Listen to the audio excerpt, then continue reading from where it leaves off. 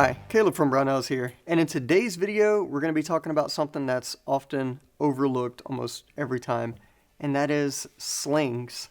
So slings themselves, I know we talk about a lot about gun builds, gun setup, stuff like that, but we very rarely talk about the actual sling. And I'm going to be talking about single point sling and then your 2-point slings, but what I'm going to be using here to talk about both of these is actually the Magpul MS4 setup. So the MS4, let me just pull it off of the rifle here because I have QD on it.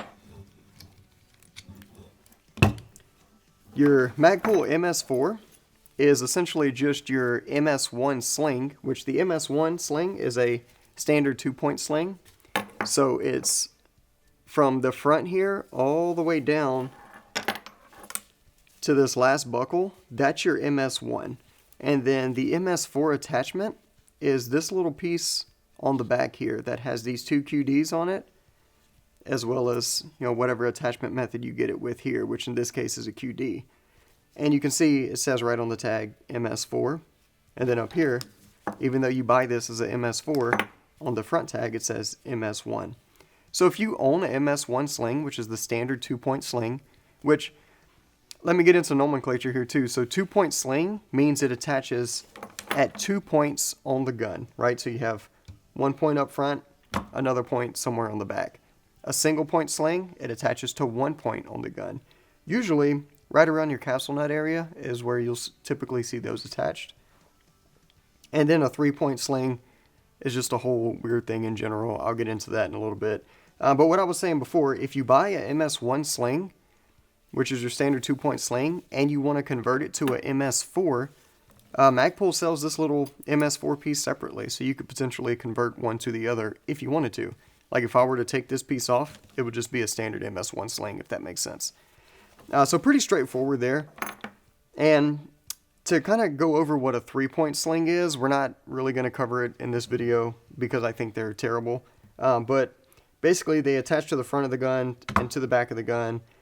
And then they have a nylon piece that goes between those 2 points, and then the rest of the sling kind of glides on that piece and is just not good. It's weird. It's a bunch of extra parts on your gun. If you want the full experience, I've said this in a previous video, but if you want the full experience of running a 3-point sling, just walk over to like the nearest doorway and slam your head in that door as hard as you possibly can.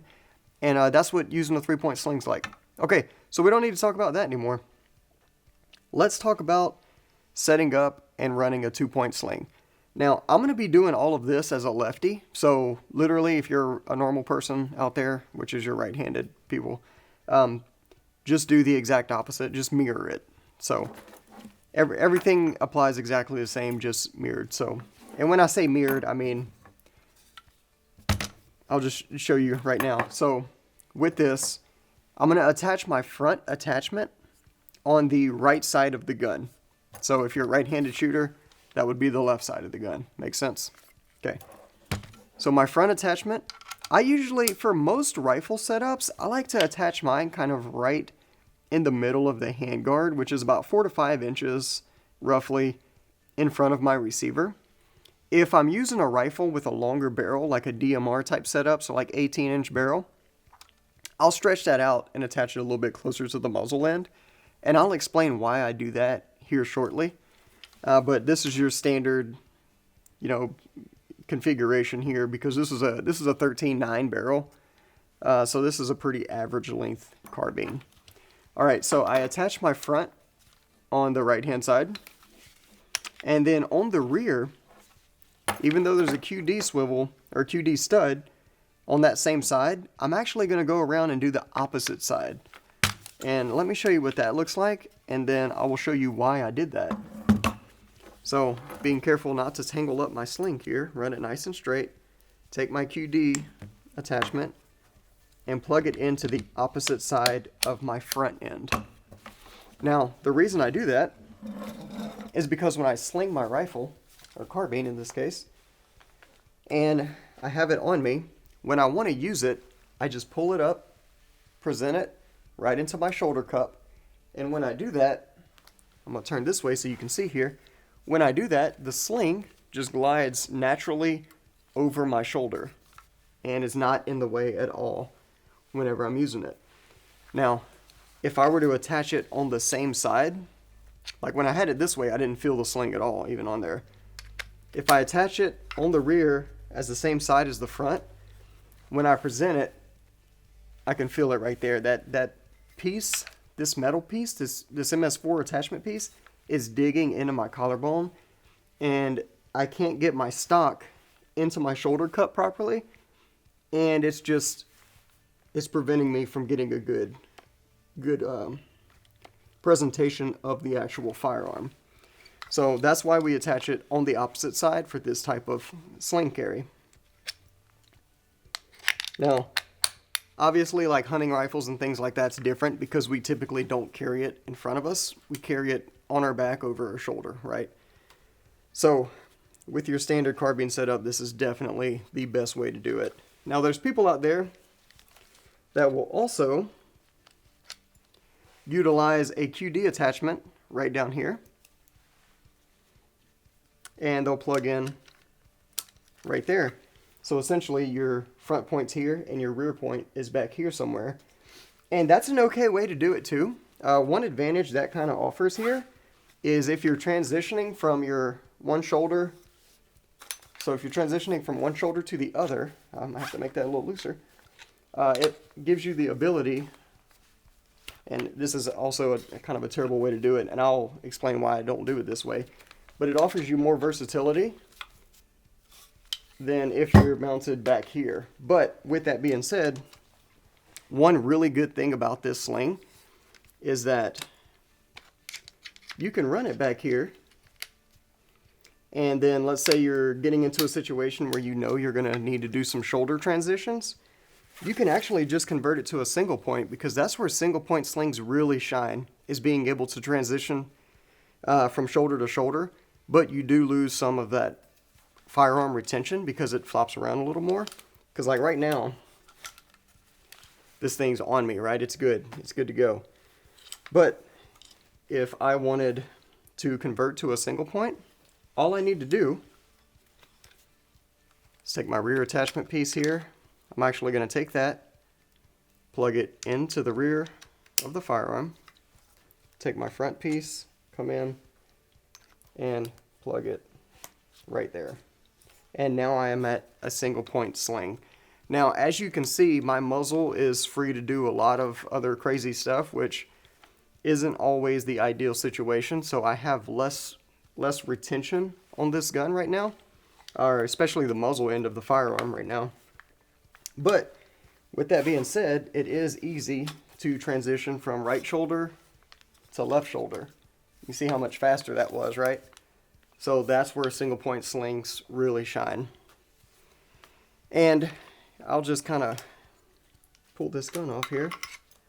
It's also really good if you're using something small, like a PDW type setup, or like this SIG P365 in this Tyrant chassis, because it has attachment on here, and you could pretty much, let me tighten this up.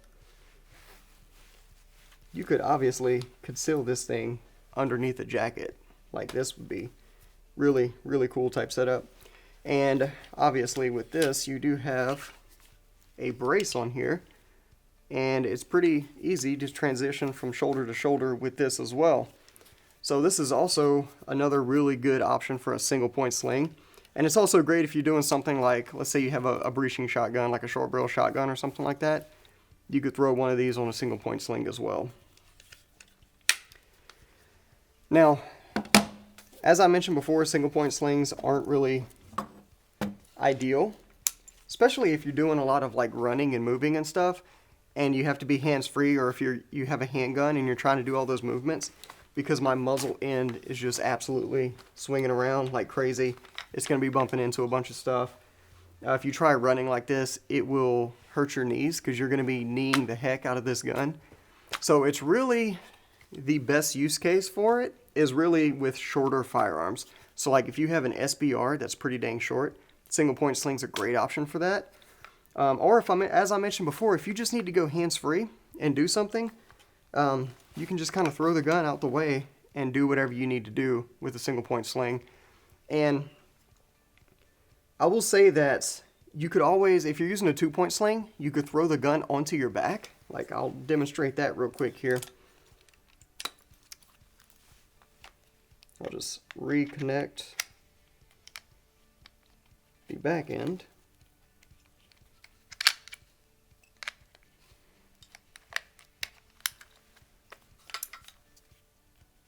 And then reconnect the front end. All right, and if I needed to, I could potentially just throw this gun onto my back and do what I need to do, right? But if you're carrying gear on your back, you have a backpack on, whatever, that's not always an option. So converting to single points in that scenario is a good way to go.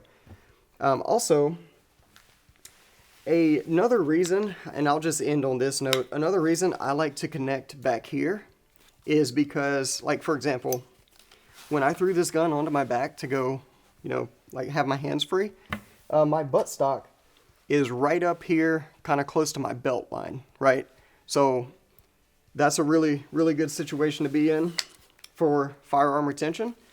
But if I were to take this off, come to my end plate attachment, and then back sling it again, notice how much longer, or how much lower the actual firearm is sitting, right?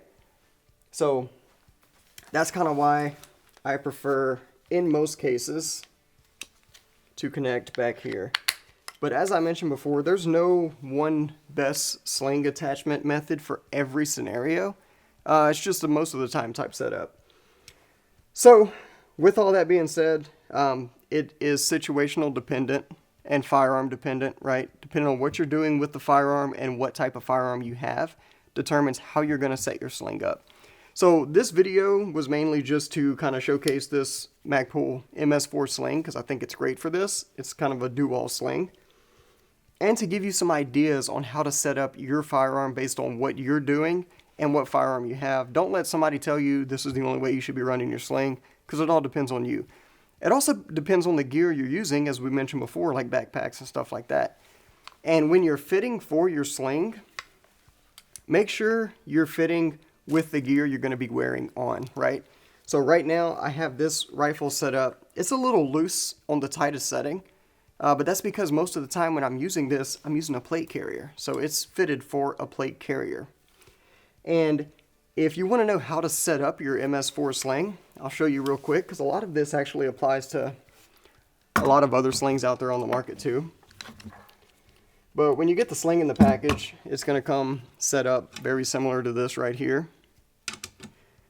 And what you want to do is take your glide piece, which adjusts is your quick adjustment for your size, right?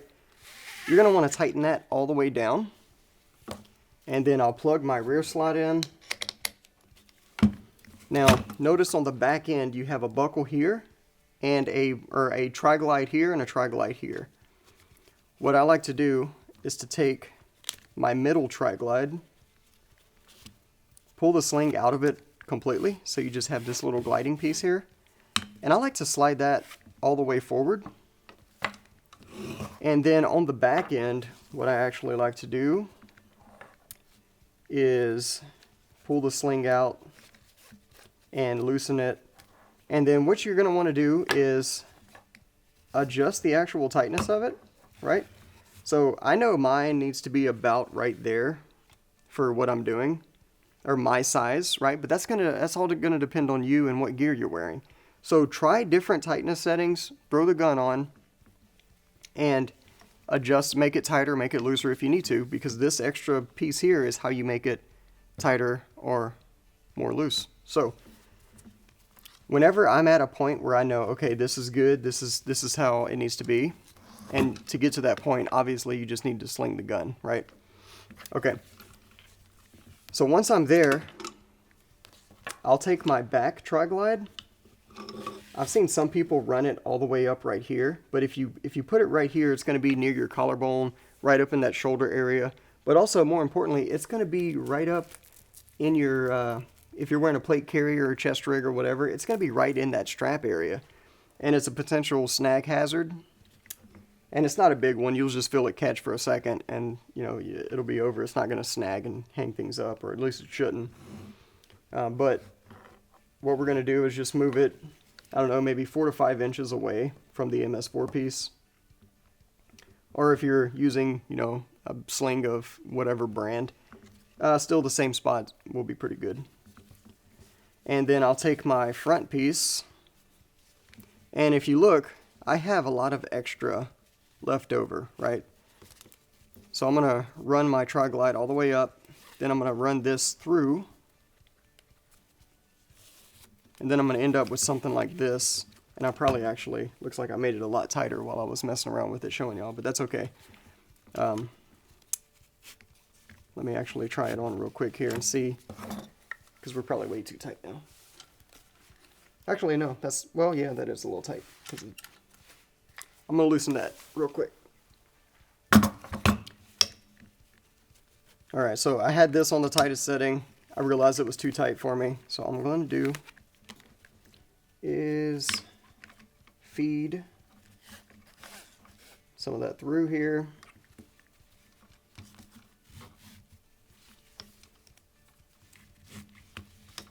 And that should be pretty good. Alright, so I have my tri-glide about 4 to 5 inches away. This is probably about 6 inches, which is fine. And then I'm going to feed it through the front, both sides here, and you should end up with something that looks like that. And then in my case, I have this extra here. I can actually just feed it. Don't go back through the way you came, just skip that and go through the opposite piece here. There you go. And then that gets your extra tail out of the way.